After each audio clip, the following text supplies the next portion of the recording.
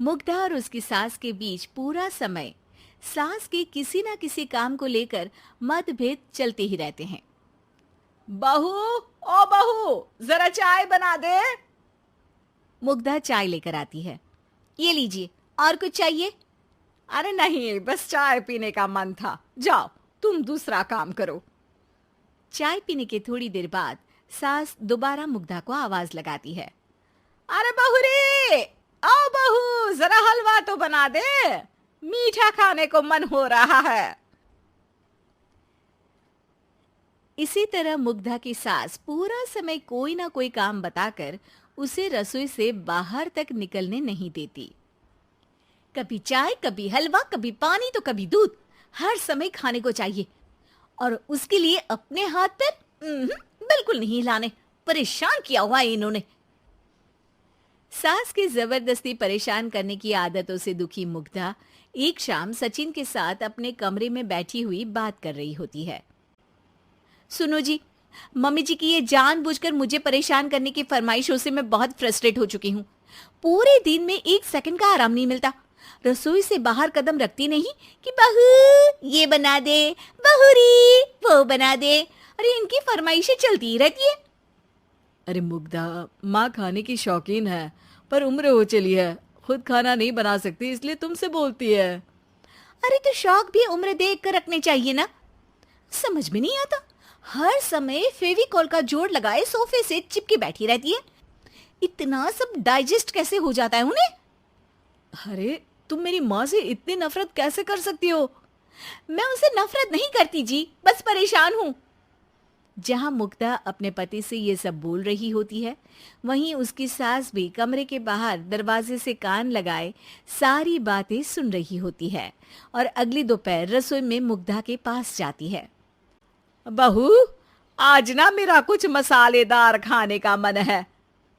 तो चाय बना दूं? मुझे बहुत पसंद है। अरे ना, ऐसा कर लिट्टी चोखा बना ले।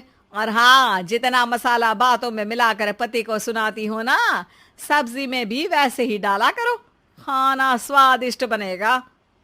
सास की बात सुनकर मुग्धा हैरान रह जाती है।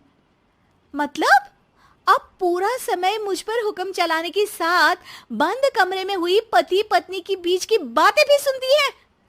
अरे बात जब मेरी थी तो सुनने में क्या दिक्कत है? ये कहकर सास वहां से चली जाती है।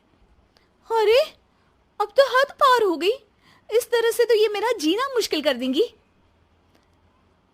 मुग्धा सास की हरकतों से परेशान उसका हल सोचने लगती है और इसी तरह कुछ दिन बीत जाते हैं, जिसमें सास का जन्मदिन आता है। मुग्धा बहुत खुशी के साथ अपनी सास को एंड्रॉइड मोबाइल गिफ्ट करती है।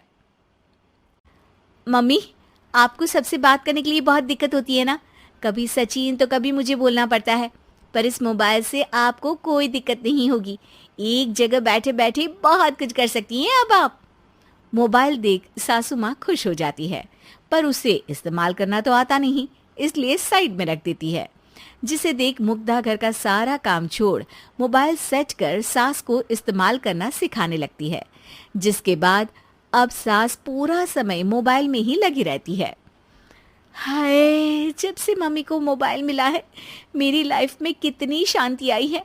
अच्छा है, इसी तरह बिजी रहे तो मैं भी सुकून की जिंदगी जी पाऊंगी। अब मुग्धा जब मन करे काम करना, जैसा चाहे वैसा खाना बनाकर खाना, पूरा समय रिलैक्स और खुश रहने लगती है। क्या बात है, आजकल तुम बहुत चहक रही हो। अरे मम्मी जी से छुटकारा जो मिला है, अब ना फरमाइशें ना छुप छुप कर बातें सुनना। अच्छा, तो मोबाइल गिफ्ट करने की ये स्कीम थी।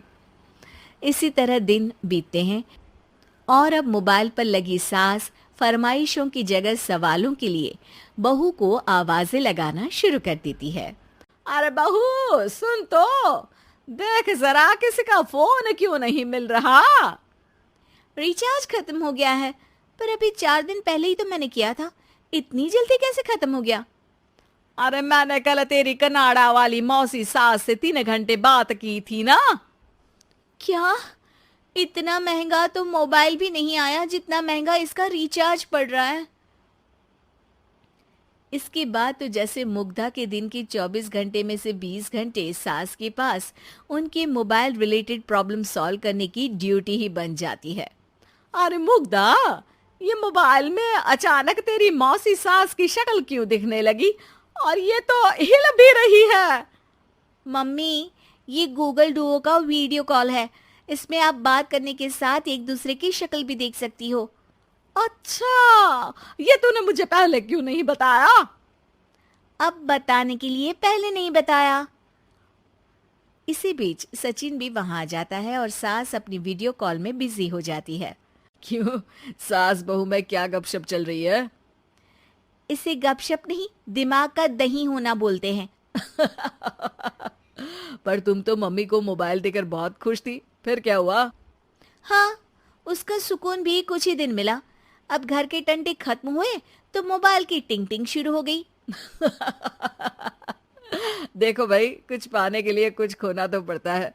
आखिर तुमने मोबाइल अपने फायदे के लिए ही तो दिया है, तो फिर सवालों के जवाब भी देने पड़ेंगे, क्योंकि जब तक उनके हाथ में ये फुंथरू रहेगा, तुम्हारी लाइफ में प्राइवेसी और सुकून रहेंगे। कहने का मतलब है अगर इससे प्यार बढ़े तो दाग अच्छे हैं। अरे मुझे पहले दिन से ही पता है मोबाइल किस मकसद से दिया गया है। भूलो मत, इससे पहले मैं बातें ही सुनती थी। सास की ये बात सुनकर मुग्धा शॉक में और सचिन हंसता रह जाता है।